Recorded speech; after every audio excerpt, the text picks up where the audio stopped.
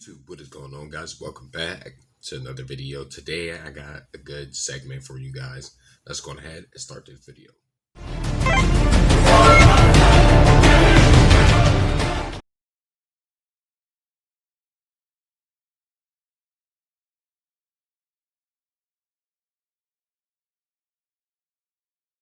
Alright guys, what is going on now? I gotta be a little bit quiet because with our nighttime videos, you know, people are asleep, okay? But today starts a brand new segment. Welcome to Sinister Scary Saturdays, okay? Where we are going over scary links, scary videos, scary memes, anything you guys can send me, okay? Make sure you guys send me a link to the scariest video in the description below so we can go over that for our Sinister Scary Saturdays. Let's go on ahead and take a look at the screen now, okay? You feel me? We're going to be reacting to MJV Animations, okay? 3 true all alone at night horror stories animated, okay? We are going to be skipping this ad too, but we're going to be hopping right into this video. Guys, let me know what you think in the comment section below. And without further ado, let's go on ahead and start this video. All alone at night horror stories. About 10 years ago, I worked at a cemetery. The money was good and it was relatively easy. All I really had to do was drive around in my truck and make sure no kids were causing trouble. Every night was exactly the same, and by then I'd already gotten used to the creepy nature of the job. After a normal night of work, I got off around 6 a.m. and headed home. I didn't usually go to bed until around 11 or so, and while I was getting ready at 10:30, I got a call from my boss. He asked me if I had seen anything last night, and I said no because I hadn't. He then told me that a grave had been defaced. I swore I didn't see anything though, especially not some group of kids, which are typically the culprit.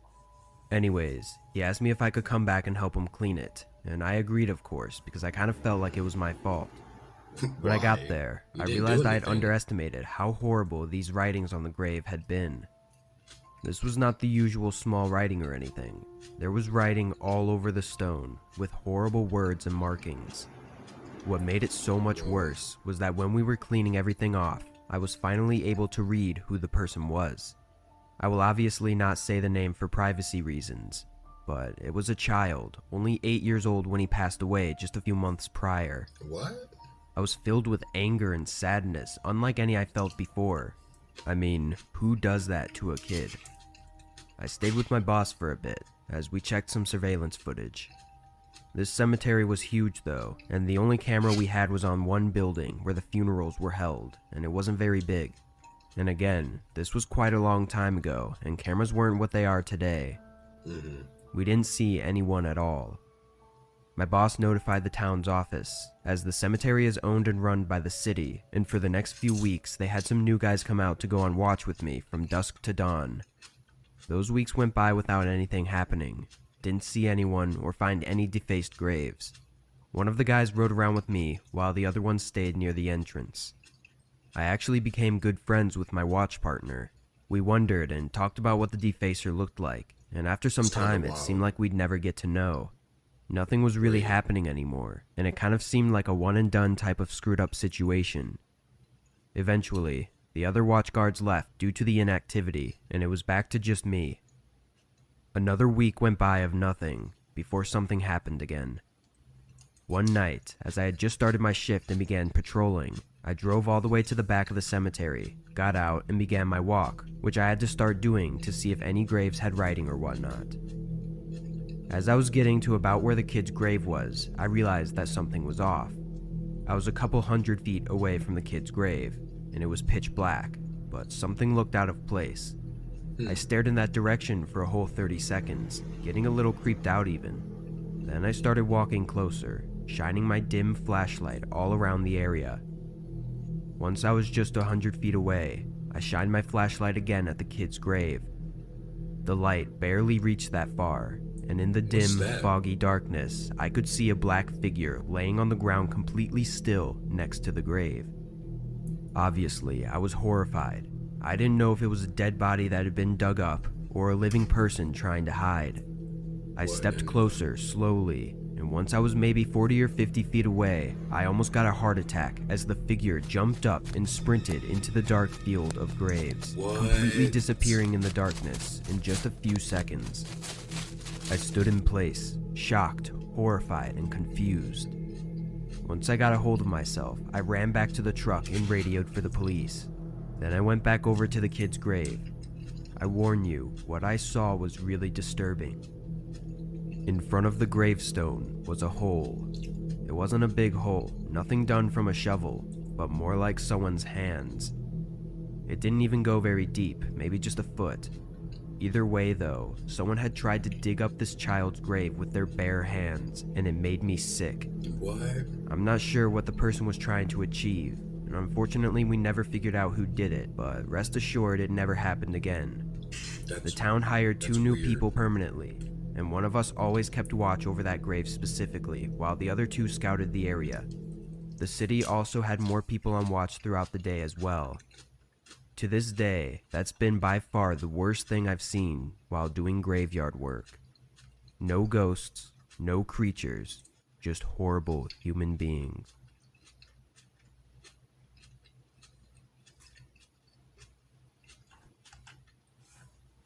First of all, if you out here defacing headstones, period, you gotta go to jail, fam. That's ridiculous. That's disrespectful. Let alone a child's, fam. That's crazy, man. Let's hop right into the second animation, man. I'm a community patrol officer for a neighborhood in southern Las Vegas. If you aren't familiar with this occupation, it's nothing like a police officer or anything. I'm just a regular 25-year-old that drives a small patrol vehicle around nice neighborhoods to make the residents feel safer. 25 It's a years pretty old? common thing around here, since there's a lot of rich neighborhoods right next to a violent city. On my patrols, I have to also report specific community violations. For instance, some housing communities require bushes to be trimmed every week, so if I see an overgrown bush, I have to report it and leave a note at the residence. It's petty, and I personally find it weird that people like to live in neighborhoods like that, but it gives me a job, so I can't complain too much. Anyway, I primarily work 8 p.m. to 3 a.m. It's an odd shift, but that's just how they schedule for some reason. I'd never seen anything strange before this incident. The only things I'd ever really see were groups of teenagers doing dumb shit at the parks at 1 a.m. But last week, I had something happen that was beyond disturbing, and I can't stop thinking about it. I was doing my regular patrol, which was a specific route we had to take during the middle, beginning, and end of our shifts. This was my mid-shift patrol, so it was about 10 p.m. and pretty quiet outside. During the drive, I have to check the community pools to make sure they are locked for the night. I pulled into the small parking lot and walked over to the trying to gate. skinny dip? I quickly walked inside and checked the pool area to make sure nobody was still inside, then went back out and locked it. As I made my way over to my car, I noticed a hooded man sitting on one of the park benches not far from where I was. Both of his hands were in his pockets, and he seemed to just be staring at the ground. Honestly, I thought this dude was just waiting for his drug dealer or something, but I didn't know, nor did I really care. I got back in my car and continued on with my route. The community is large, and the routes take probably an hour to complete with no traffic. By the time I finished, it was just about midnight. For the next little bit, all I had to do was drive around the neighborhoods. I mindlessly moved the car through the streets for a while, before finding myself back by the pool, to which I noticed that the man was no longer sitting on the bench. I slowed the car a bit, looking around the sidewalks in the park purely out of curiosity, but I didn't see him anywhere. Not thinking much of it, I kept on. As I drove past the dark, empty park, I couldn't help but get an uneasy sense going through me. I don't know what it was, but something felt off. I continued for a few more minutes before pulling up to a stop sign and noticed a man on the side as if he was going to walk across. After a few seconds, I recognized him as the same hooded man from earlier. He slowly made his way across, but stopped halfway and turned to face me. Being only a few feet away, he quickly walked up to my window, trying to ask me something. I cracked the window slightly, and the man quickly asked me where a specific address was. Of course, I said I didn't know. Sure, I could have looked it up or given him a general direction, but the circumstances of the situation felt very off. Right. Even more oddly, he didn't even have any emotion or response when I said I didn't know. He just stood in silence for a second, then repeated his question, exactly as he said it before. This was when I really started to get nervous and feel unsafe. I told him I needed to leave, quickly rolling up my window and beginning to move forward. The man didn't do anything as I drove off. Looking in my rearview mirror, he was just standing there in the middle of the road watching me drive away. I parked down by a nearby street by one of the houses, then collected my thoughts. It was a really weird encounter, but was it reason enough to call the police? I didn't know. As bad as it sounds, calling the police while at work is a big deal, and I didn't want to unless it was actually necessary. The big question that kept coming up in my mind, though, was why was he looking for that address? I decided to type it into my GPS, and it was just a few minutes away, inside the neighborhood I was patrolling. So, I got back on the road and made my way over to the address. When I arrived, it seemed like every other ordinary house at 1 a.m. All the lights were off and nobody was outside. I parked on the other side of the street and waited for a bit, but not even 30 seconds later, the hooded man came into sight, walking down the sidewalk towards the house. I watched from my car as he walked up their driveway and up to their front door. He knocked a few times, then waited for a while before knocking again. Almost a whole minute went by before someone answered the door. Immediately, the hooded man slammed his body into the homeowner and fought his way inside the home. I was in shock, seeing something like this for the first time happening right in front of me. Call 911. I controlled myself as soon as I could, though, and called the police. As I sat waiting in fear, I didn't see any movement for 2 or 3 minutes. I debated with myself whether or not to go in and try and help the homeowner. Honestly, though, I was terrified and didn't want to make an already horrible situation even worse, so I stayed in my car. Suddenly, the front door moved a little, then swung open abruptly, followed by the hooded man sprinting out and running off down the street. The police didn't arrive until almost 10 minutes later. What? I don't know what took so long. I'm sure it wasn't anyone's fault, but part of me was furious. By then, the man was long gone, and the homeowner was laying inside, having been beaten so hard that he was unconscious. Over the next few days, more unfortunate information came in. MJV Hospital. The homeowner didn't recognize the man from anywhere, and barely even remembered the situation, but the guy also didn't steal anything from his house. This was very unusual, because the man had clearly known of the homeowner's address, and his only known goal was to hurt the homeowner. Thus, it didn't make much sense for the suspect to not be someone he knew. The whole thing was very strange, and it still makes me feel uneasy. It's only been a week since this happened though, so hopefully more information comes up, and the hooded man gets caught.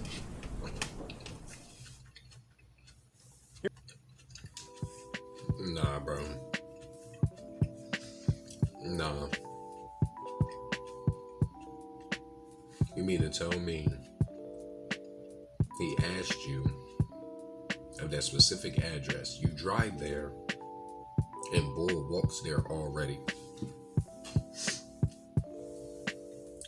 and he said he didn't know Bull?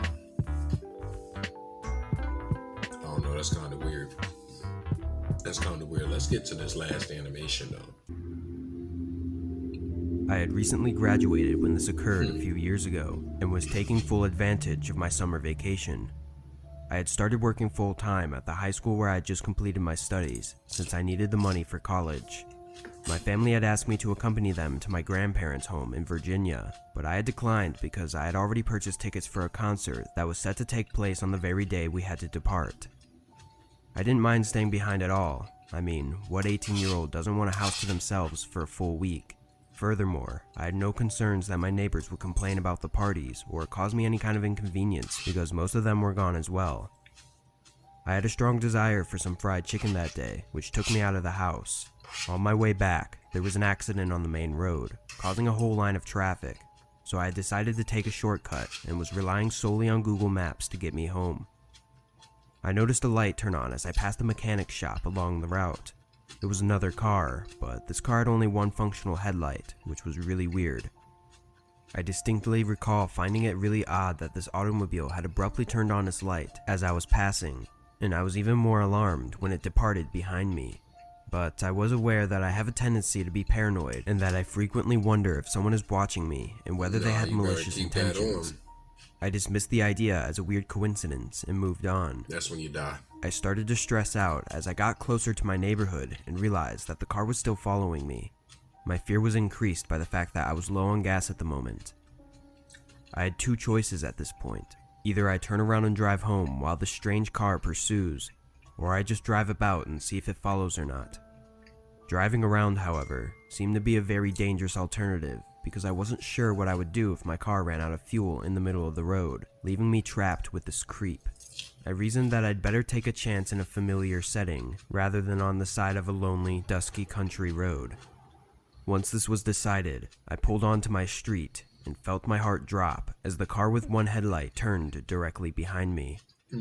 At this moment, I thought I was doomed.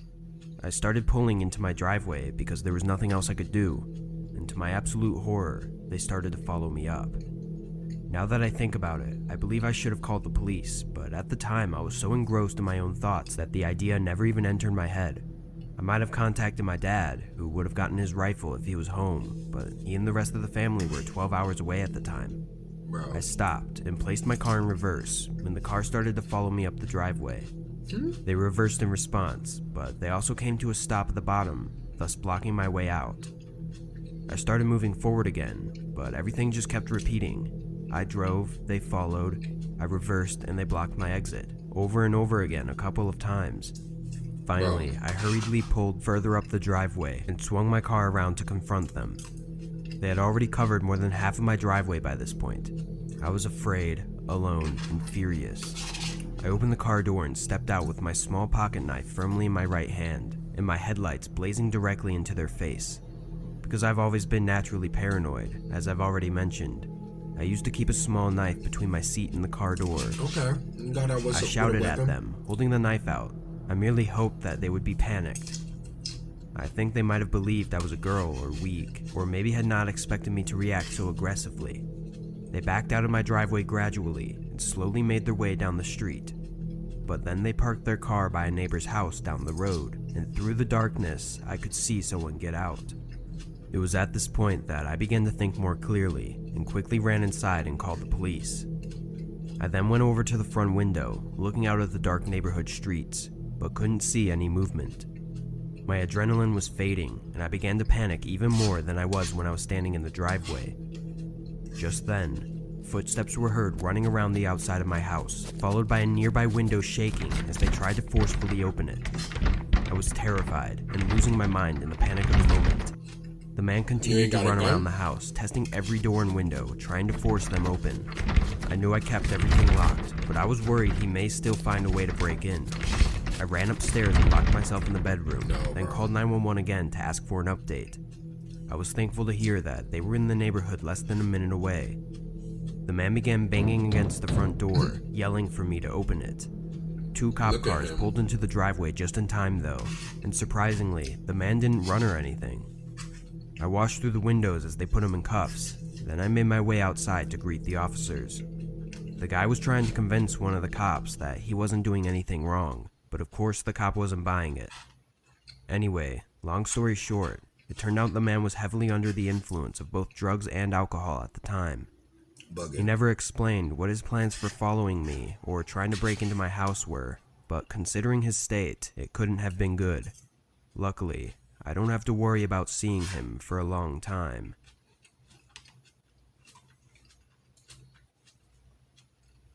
Okay. I'm gonna keep it a buck.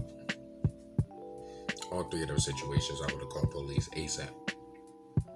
But it's crazy to hear how these stories are, because sometimes your mind doesn't, think about those things like immediately or as soon as possible. But I don't know. I'm really trying to think in my head what I would do in that situation. What would you guys do in that situation? Would you guys be tough enough to call the police immediately? Excuse me, would you be tough enough to confront your attacker? Excuse me again. Let me know in the comment section below. I'm sorry guys if I'm talking too low. Let me know in the comment section below too. That way I can talk a little bit louder or anything like that. But guys, if you enjoyed this video, you already know what to do. Don't be afraid to hover and hold that like button. Subscribe today and become part of the Soul Gang Team Nephilim. Let's get it. Tap that notification bell to know each and every single time that I'm uploading these videos, baby. And guys, remember to be good at the game. You gotta kill the skill. And until our next nightmare, guys, this has been pretty cool. Pretty scary events. Send me something.